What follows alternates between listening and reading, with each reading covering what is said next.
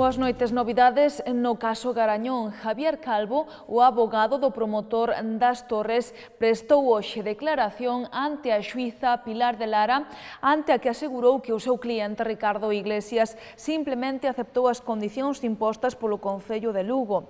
Calvo, que compareceu en calidade de imputado por un delito contra a ordenación do territorio, asegurou que o interrogatorio de Pilar de Lara únicamente foi sobre cuestións técnicas como a compra do terreo e a preparación do convenio urbanístico. Unha declaración na que estivo presente Cándido Conde Pumpido, o abogado do secretario xeral dos socialistas galegos José Ramón Gómez Besteiro, que tamén está imputado na causa.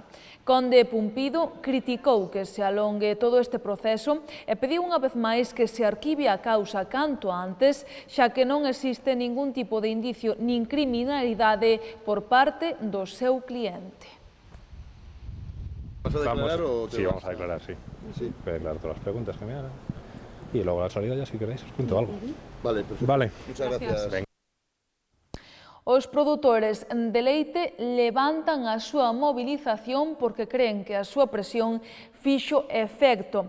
Retoman así a entrega de leite e levantan o bloqueo á industria e á distribución. Así o afirmou esta tarde o presidente da Organización de Produtores Lácteos, Manuel Iglesias, que desgranou os puntos máis importantes dese acordo que supón a creación dun novo modelo de contrato que tomará un índice referenciado e dun decreto con capacidade sancionadora.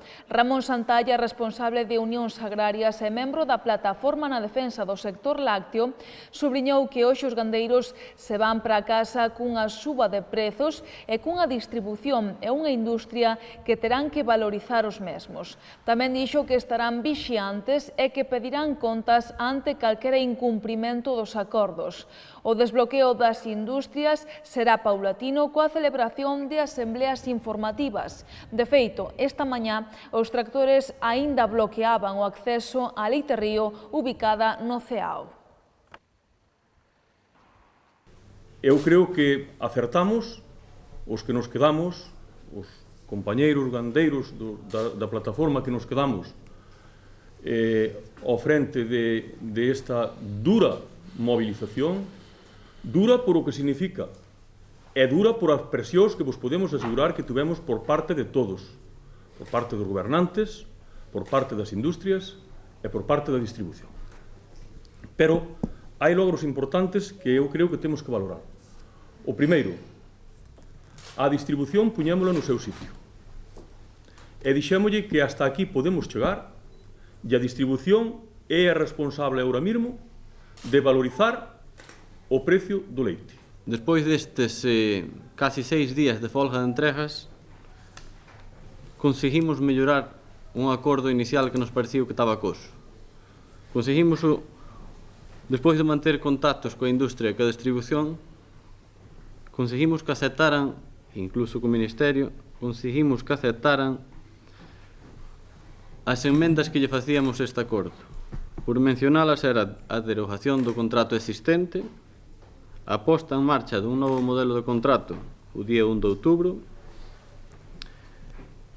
facer que nos contratos veñan referenciados a un índice e que deixen de ser tan volátil esa palabra que aparecía como a sostenibilidade, centralos en índices referenciados que a nosa proposta é na que nos podemos centrar son nos índices da INLAC.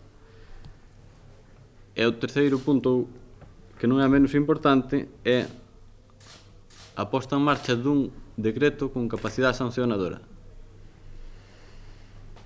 Con estes puntos entendemos que se mellora de forma moi importante o acordo que era insatisfactorio e polo cal entendemos que temos que parar esta folga de entregas.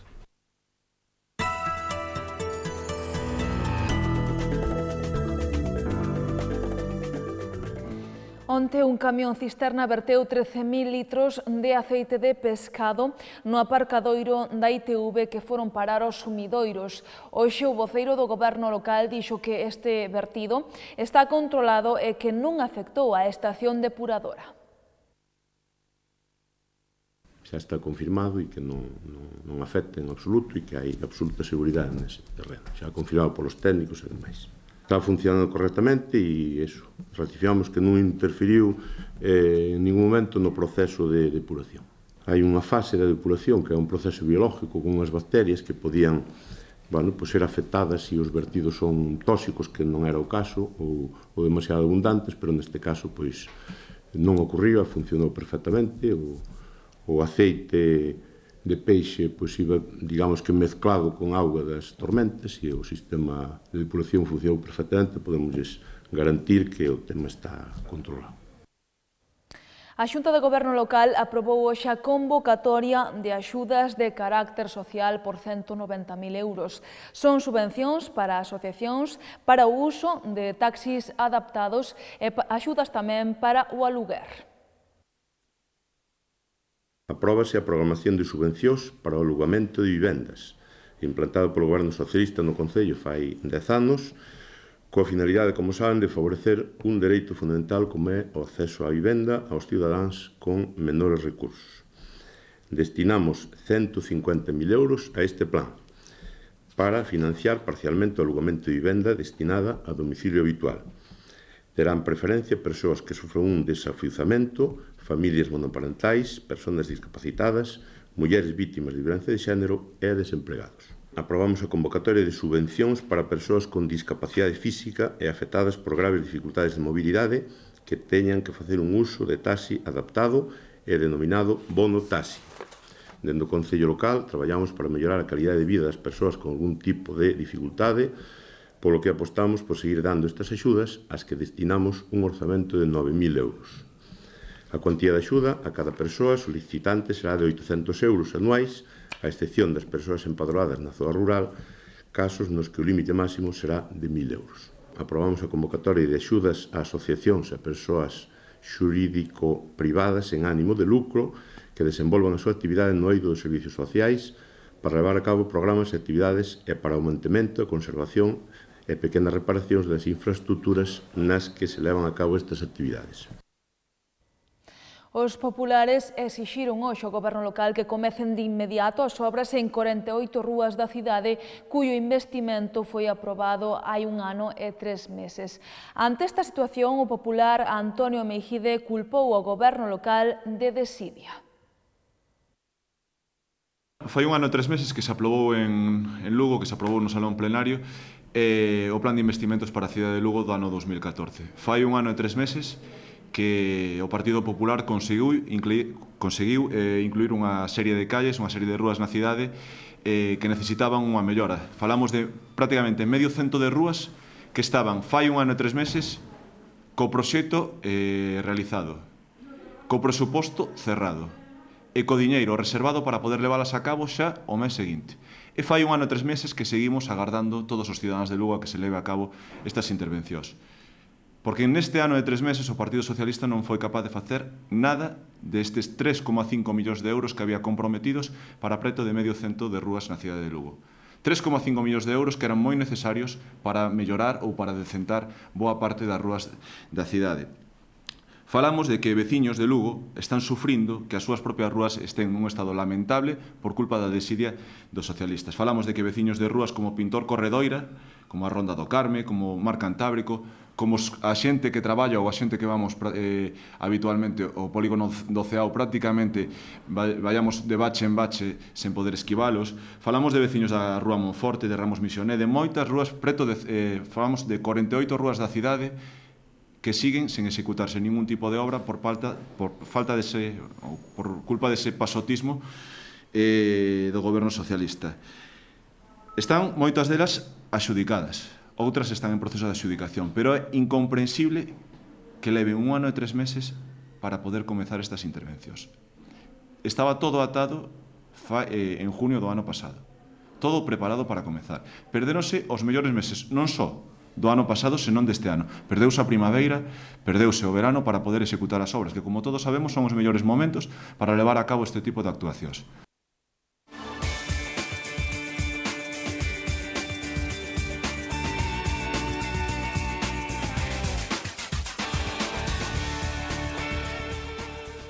Derrota inesperada do Cafés Candelas Breogán ante o Marín na rolda previa da Copa Galicia. Os de Lisardo Gómez fixeron un encontro nefasto e o conxunto non estará esta fin de semana na fase final da Copa Galicia. Digamos que no estuvimos a la altura, obviamente, pues no salimos a la intensidad y dureza que ellos salieron. Habíamos advertido, ¿no?, desde el partido del domingo, que era el partido más importante de la pretemporada, era el único que no podíamos perder y no estuvimos a la altura. Obviamente esto nos tiene que servir de lección, de que no hay rival pequeño, de que sobre todo fuera de casa si no estamos, ya no estamos hablando de baloncesto, sino de dureza, de intensidad, a la altura de todos los rivales o superarlos, que es lo que yo creo que debemos hacer. Cualquier rival nos puede ganar y ayer fue una clara muestra. Obviamente muy decepcionado, disgustado, porque es una competición oficial y a todos nos hacía mucha ilusión jugar la Copa Galicia, por todo, por nuestro 50 aniversario, por el club, por nuestros patrocinadores, pero vamos a intentar voltear esta situación, que nos sirva de escarmiento como el año pasado, el torneo este famoso de Lugo, y que la gente, pues obviamente hay que apretar, y hay que apretar muchísimo más. No nos vale de excusa de todo lo que hemos oído, ¿no?, del calendario, partidos seguidos. Creo que no estuvimos allá a la altura, estuvimos descentrados y no puede volver a suceder. Se emplearon y hicieron el partido que obviamente tenían que hacer y que nosotros sabíamos que iba a hacer. O sea, el partido ha salido durísimos, haciendo faltas en todas las acciones, se las han pitado muchas, pero nosotros no nos han dejado jugar y nosotros no nos hemos igualado, solo por momentos, y solo algunos jugadores pues han dado ese paso adelante. Y repito, obviamente tenemos que afrontar las críticas, obviamente, porque eso es un palo, no poder estar en la fase final de la Copa Galicia, pero también, obviamente, utilizar esto para mejorar y para crecer, porque creo que, como lo del año pasado, esto nos puede servir para recapacitar y para dar, en vez de que sea un paso para atrás, pues dar 3 para adelante. Obviamente nosotros seguimos con nuestra planificación de trabajo, no pensamos en la importancia de cada partido. Nosotros teníamos una estructura, este partido se nos puso hace 10 días, quién sabe, ya teníamos planificado los otros partidos, pero obviamente lo habíamos afrontado como dije antes, el partido más importante de la pretemporada, y no estuvimos a la altura, con lo cual esperemos que este toque de atención pues sirva para que todos nos pongamos las pilas y empecemos a crecer como equipo. Para tentar esquecer esta derrota, o presidente, o plantel e o corpo técnico do Breogán visitaron esta mañá as instalacións do seu patrocinador Cafés Candelas. Alí puideron comprobar como se elabora o café e tamén presenciaron unha masterclass de baristas. Obviamente, lo mínimo que podemos hacer, ¿no? Muy agradecidos al Café Las Candelas por este patrocinio. Creo que es importantísimo, ¿no?, que los patrocinadores privados, pues un equipo como Breogán, pues nos ayuden, y bueno, pues obviamente es a su disposición, primero, y también muy interesados, obviamente, de conocer sus instalaciones.